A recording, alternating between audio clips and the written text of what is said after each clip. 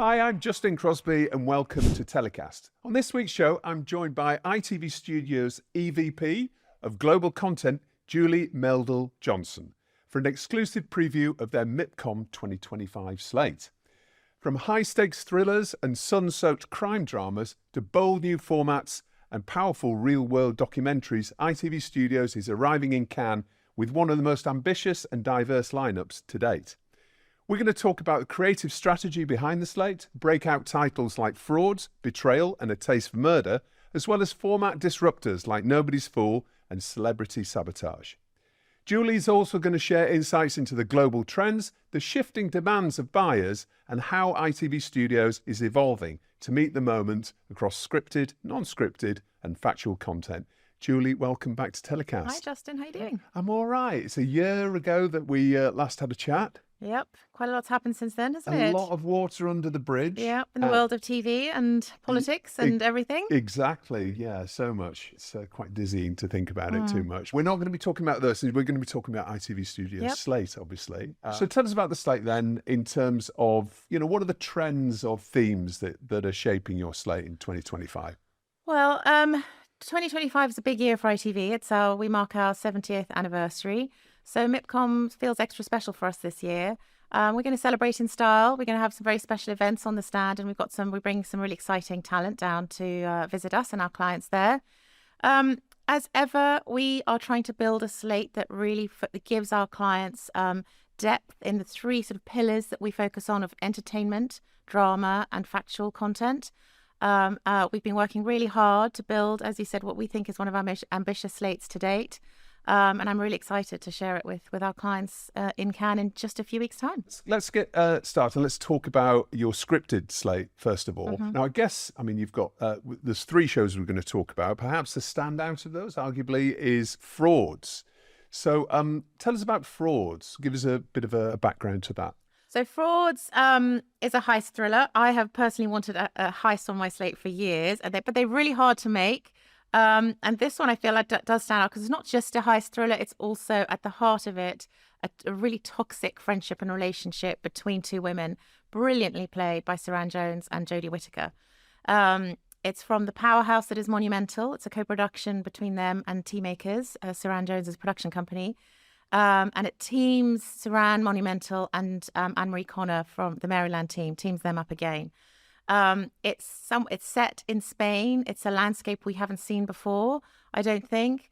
And along with all the action, twists, plots, mini heists that you expect in a heist series, there's also a really emotional story between these two women who don't trust each other. We don't trust them, supported by a really brilliant cast as well. So is it your first heist commission then? Or I think, it is. I've been a fan of movies and series in that vein for a long time. It's always a hard edge to navigate because you're with the baddies, you're with the thieves and the con men and women. But they're a lot of fun. The stakes are high, the drama is high. There's also really lovely, dark, witty humour that flows through the whole series. And I'm really excited for our clients to see it. Me too. Can't wait to see a clip of that. In fact, it launches on ITV really soon, on the 5th of October. Have you done any jobs since I was away? It's been 10 years. People change. Drive. What? You've only been out 2 minutes. What if the doctor said months, not years? Sorry, I want to do one last job with you. No. You're living on the side of a mountain in a hut. You don't want more than that. One job, that's it. We are going to steal a painting from the biggest gallery in Spain.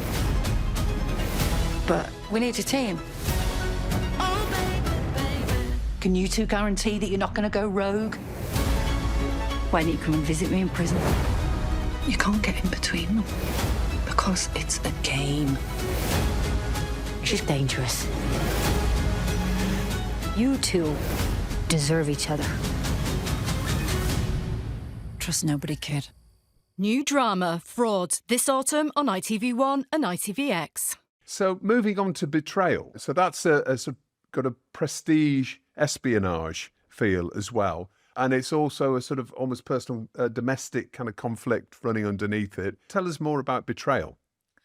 So Betrayal comes to us from Mammoth, who are a highly experienced production company. And when you marry their experience with the brilliance of the writing of David Eldridge, who the playwright who's written this, with the the premium feel that Julian Jarrell brings all of the shows he directs, with Sean Evans, who's our protagonist, you've just got this fantastic blend of that creates this espionage show that I think will really stand out on what is quite a crowded marketplace.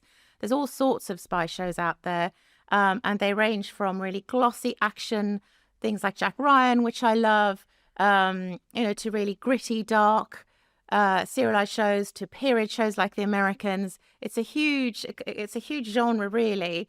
But with Betrayal, I think we've got something with really tight plotting that even the most particular of Le Carré fans would appreciate, with a really emotional story. Sean Evans plays this man John, he's embattled on all fronts. He's fighting to save his marriage and his family. He's fighting to save his job, potentially even his freedom. He's really in the crosshairs. And meanwhile, he's also trying to save the country and, unearth a dastardly plot.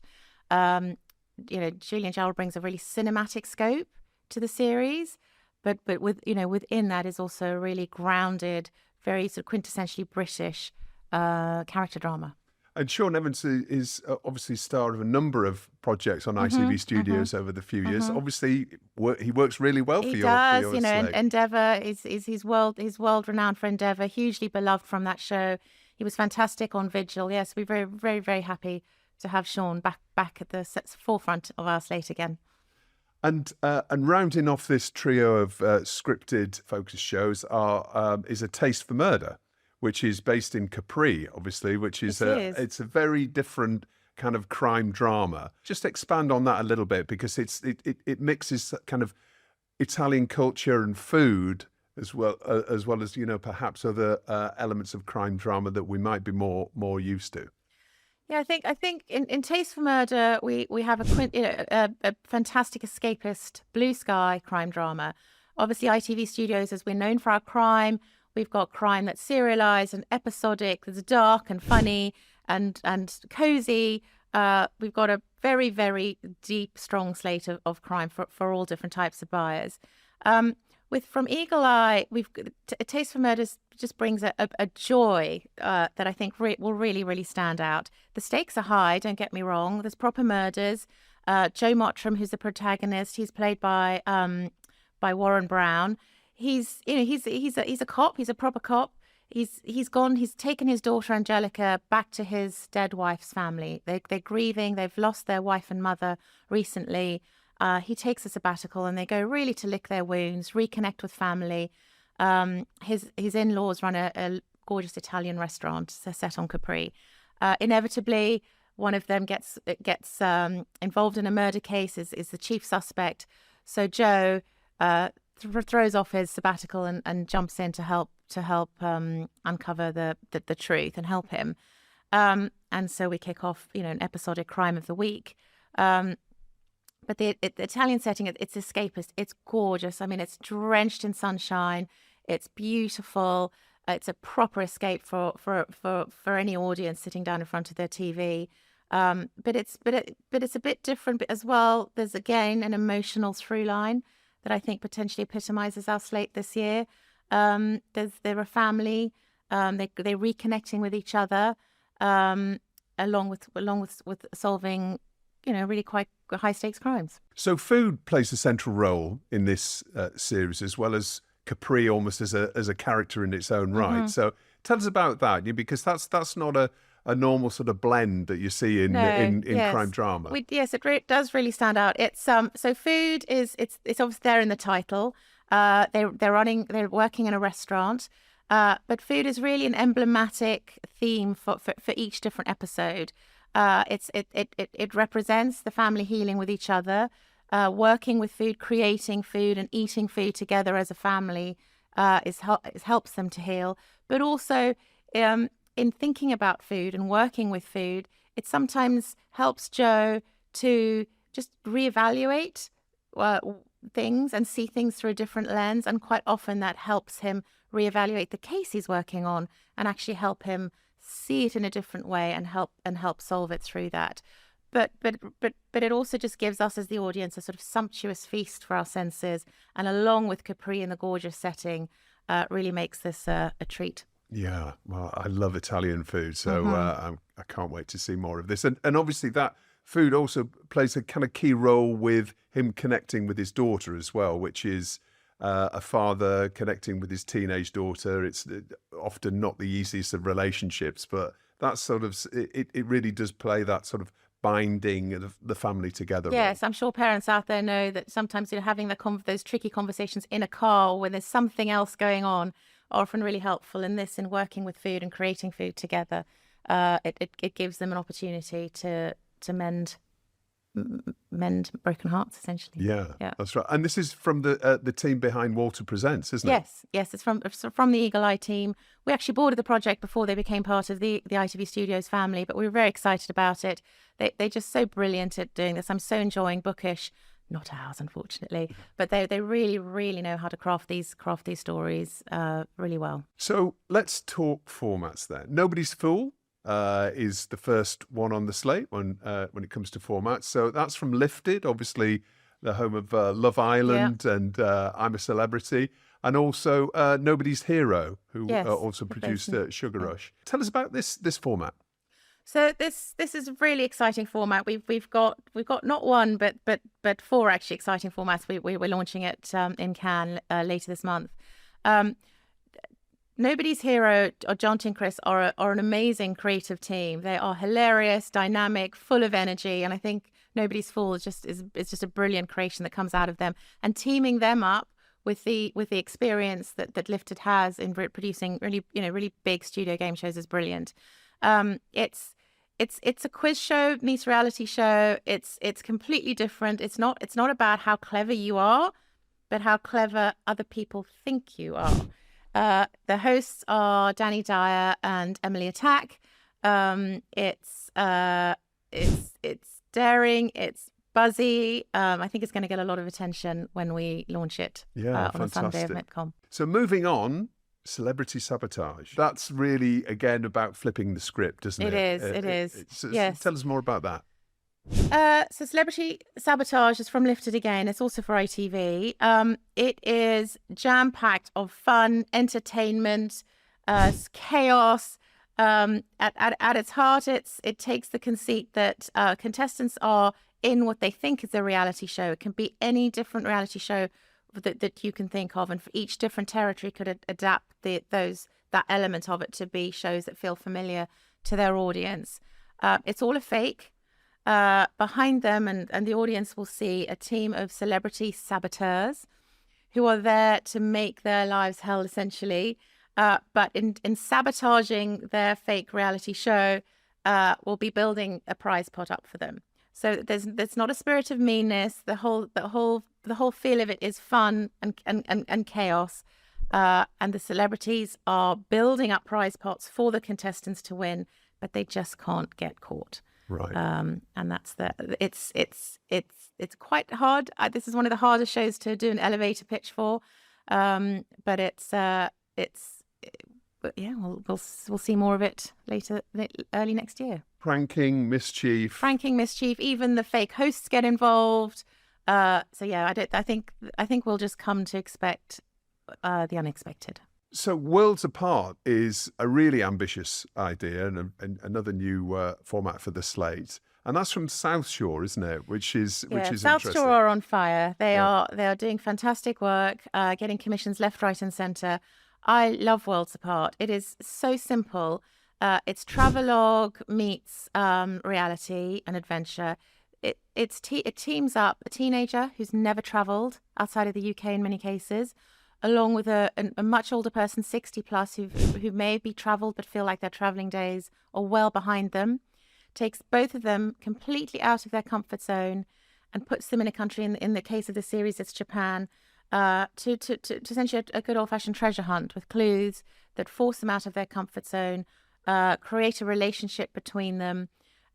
It's beautifully shot. South Shore really focused on shooting more like a documentary than a reality series, and that gives the contestants and us time to really look at feelings that are going on, and I think make it really special and stand out. And what sort of tone are you going for here? Is it sort of emotional, adventurous? It's a bit of both. It is emotional. It's exploratory. It does feel more like a documentary than a reality show, and I think it'll feel quite uplifting, and it'll get a lot of people maybe off their couch, looking to get out of their immediate surrounding, out of their bubble and into the world, and explore relationships beyond just their immediate. We all need a bit of family. uplifting. Yeah, I think, yeah. Yeah, and I think all three of those formats are all in their own way escapist, either through seeing something completely different, being completely crazy and fun, but all of it's about entertaining and getting escaping.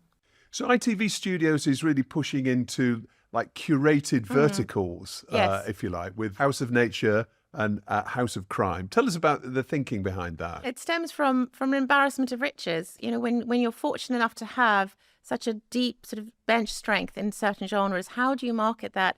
How do you make sure that each show gets its own chance in the limelight, and that our clients know that if they are looking in a particular genre, they know where to come. So we're lucky enough now to have the depth of content for both the nature genre and crime to extend that house brand to House of Nature. But behind it all, of course, obviously some really amazing shows. On the nature front, we've been building over the last 10 years a really strong natural history slate, Extreme Earth, Ages of Ice, which our clients will be really familiar with already. Can is The Turn of Secret Garden. It's from Plimsoll. It's blue chip natural history, but in our backyards, in our back gardens. It's set in the UK, this series, and it takes 5 different gardens: a river garden, a wild garden, a city garden, a woodland garden, and gives the blue chip treatment that Plimsoll do so well. The science, the research, the time with the cameras, the tech and the gizmos to get incredible footage. They've captured some amazing firsts, and just the nature, and the life and death and high stakes going on, 10, 20 feet away from us, away from all of us. Yeah, well, it's so easy just to sort of overlook what's in your back garden, isn't it? yeah. And understand what the nature is literally a few yards away from where you're sitting. And so I think this feels really accessible. We've seen a lot of lions and elephants, and there's some, that's high drama. This brings it all a bit closer to home, and it's getting a lot of traction internationally as well. So Rise of Jaguars is the next show on the slate when it comes to natural history. Tell us about Rise of Jaguars. Rise of Jaguars, it's the biggest concentration of jaguars in the world is in the Pantanal in Brazil. Just 2 years ago, there was a horrible fire that just burnt through huge swathes of it. There's a scientist there who's been following jaguars for years and years and years. And this is her exploration into how and if the jaguars can come back, how they can adjust and find home again after this very, very devastating event. It's beautiful. I mean, jaguars, they're such gorgeous creatures. This is incredible access that we've got. It's really grabbing our clients' interests around the world, and I think it'll be a phenomenal piece of television. There's a common theme, as you mentioned, a number of your recent wildlife and documentary series is that there is that obviously conservation message in there, but there's an element of being uplifting, and it's not teaching and downbeat. It's very much about inspiration. There's not preaching, right? Preaching. It's entertainment. It's giving a climate change message through stealth, by introducing us all to these incredible characters that are surviving against the odds. That creates that drama. Secret Garden, which we talked about before. In each episode, we spend some time to understand what we, the viewers, can do to help our gardens. Little things we can all do to increase the diversity and increase the wildlife and plant life in our gardens that we can control.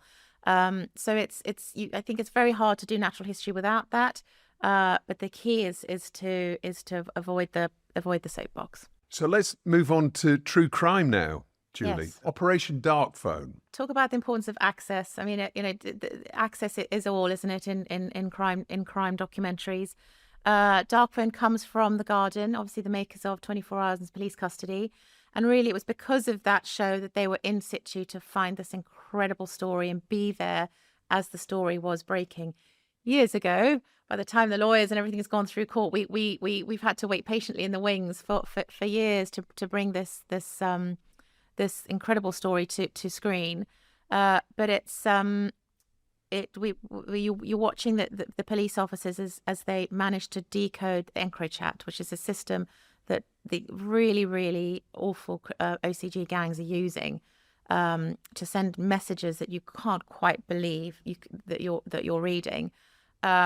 For 60 days, the police had to pretend they hadn't cracked it, and really try and preserve life and get the evidence they needed before breaking this code and bringing these criminals to justice. So they were aware of just looking at all these messages coming past and just sitting and waiting, and having to play that game. Yeah, obviously it was huge stakes, huge lives at stakes. It's beautifully done. I think the Guardian have really brilliantly used elements of reconstruction, real life, and I think you just see how we imagine these gangs as being really sophisticated and organized, and they are. But what you realize watching this is how ordinary in ordinary places and in ordinary real life they're operating, which is scary, very powerful. Well, let's have a look at Operation Dark Phone. We know from our intelligence that EncroChat was being used by organised crime gangs in a way that we can't see, orchestrating and organising importations of drugs and firearms, money laundering, conspiring to cause serious violence or even to kill. All of that needs them to be able to link up, and that's exactly what EncroChat was for them. It was a bit like a LinkedIn of organised crime. In the criminal underworld, it was word of mouth, get these devices. So you had resellers operating in backstreet, small computer shops, mobile phone shops throughout the world.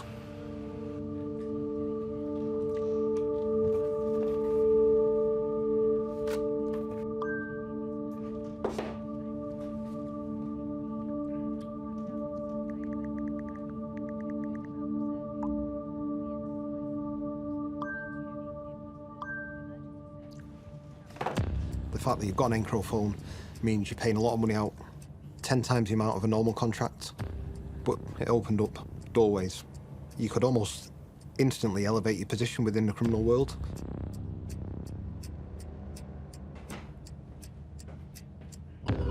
Across the UK, they had 10,000 users, but the global reach was truly amazing. You had Portugal, Spain, France, the Netherlands, right the way through the rest of Eastern Europe into Turkey. And then you start talking about the Middle East, Dubai, into the Far East, Hong Kong, China. EncroChat had appeared in Colombia, 60,000 users worldwide. It was the opportunity to be truly global. So ITV Studios obviously become known as one of the leaders in true crime. And the next show we're going to talk about is Poisoned, which is a really extraordinary piece of journalism. Yeah. Tell us about Poisoned. Poisoned is a documentary. It aired on Channel 4 this summer. It is very powerful, harrowing. It's a proper piece of journalism. James Beale was working as an investigative journalist. He uncovered, I think it was Tom Parfit's case, and really started digging deeper. And he found the trail led to this Canadian man, Kenneth Law, who was a chef actually, and he was sending out poison package. He was predating on people in their sort of darkest hours and the hours of needs on these forums, and helping them essentially to commit suicide, and literally posting deadly poison through the package. It was global. They haven't probably uncovered the extent of the deaths he caused. He is facing trial currently in Canada. It's incredibly powerful journalism. We're really proud to have it on our slate, and it's it's challenging. It does make you really question humanity and what the human beings out there are capable of. But it's very powerful stuff. Okay, Definitely all right. worth watching. So we're going to be a bit more uplifted now, Julie, and we're going to be talking about Love Island USA, and we're going to be talking about your franchises and global hits. Obviously, this is one of the biggest that you have. I mean, it's broken records across Peacock this year. I mean, what's the secret sauce behind it now? I can't remember if you asked me that last year, Justin, because last year it broke records too. I mean, season 6 last summer broke all records and absolutely broke through and became a cultural phenomenon. And then this year, it just took all of that and went up next level again. There were watching parties. Men were going to watch it in bars. It just completely overtook social media. The secret sauce, gosh, if only we knew what exactly it was, and we could bottle it. It's something. I think that the change of host last year, Ariana Madix, she's fantastic. She brought her fans with her. She just brings something different to it. Fantastic casting. A really active social media strategy, and word of mouth and popularity. I think maybe we're developing a theme of escapism today, Kenneth Law aside, because I think it is in tough times. Love Island is pure escapism. It's uniting us. It represents something we're all looking for. We can all talk about love and relationships and how bloody hard they are, without talking about politics or anything else. So I think it's escapism, and it's really, really caught fire. It's fantastic. And it's universal, and it's traveling incredibly well as well. It certainly is on social media as well as but broadcasters around the world. Yeah, fantastic. Yeah. Well, what a huge hit to end on, Julie. So listen, thank you so much for joining us. So from blue chip docs to psychological thrillers and mischievous new formats, this slate really stretches across the map. What's the common thread that you would say that pulls all of these together? Is there one? Well, variety. So our clients are worldwide. They're global. They pay. They free TV. They public service broadcasters. They commercial broadcasters. So we have to have a slate that is varied. So variety is absolutely key. So hopefully we've got different things for different people. I really strongly believe that a common thread is quality, really good access, really good talent from producers that are really brilliant at their craft. And I think in this current environment, it is TV. We're making shows that can help entertain, provide escapism, provide thought, be thought-provoking. So hopefully that is a thread that you'll see throughout the slate. Yeah. So final question then. If there was one title on the slate that international buyers might not be paying enough attention to, can you give me one title that you think that they might have a close look at? Oh, Justin, you've saved the tricky one till the end. Because how can I pick just one? Yeah. I'm going to be a little bit coy about it and pick a section of our slate, which is our Australian drama. We've had some really, really strong offerings from Down Under, from After the Party, which Lingo made. It's a New Zealand production, was for TVNZ and ABC. That's been award-winning. My very firm favourite, Austin, which I love and has done so well for the BBC. But we've got some really exciting crime dramas coming up. Watching You is already getting attention, so that's not the answer to your question. Watching You, which launches on Stan this week. But there's two coming up that if I'm you guys, I would be pestering your sales contacts for. One is called Run. It's from Warner Brothers. It's for Foxtel. It's true crime. It is awesome. It is so exciting what we're seeing. It has got adrenaline. It's got class. It's got cinema. Really, really special. And the other is just in production. It's called The Killings at Paris Station from Mark Fennessy's company. And it's a genre blending between crime, a little bit of supernatural something, and is looking really, really special. All right, fantastic. Well, we can't wait to see more of those. With everything from primetime thrillers to natural history, international formats, and blockbuster factual, ITV Studios 2025 slate really shows the breadth and ambition of what global buyers are looking for right now. Huge thanks to you. Thanks, Justin. Julie Meld Johnson there for helping me and taking us inside the creative thinking behind this year's lineup. So if you're heading for MIPCOM, make sure to check out the full slate at ITV Studios stand. And for more insight, interviews and industry intel, subscribe to TellyCast wherever you get your podcasts. We'll see you at MIPCOM.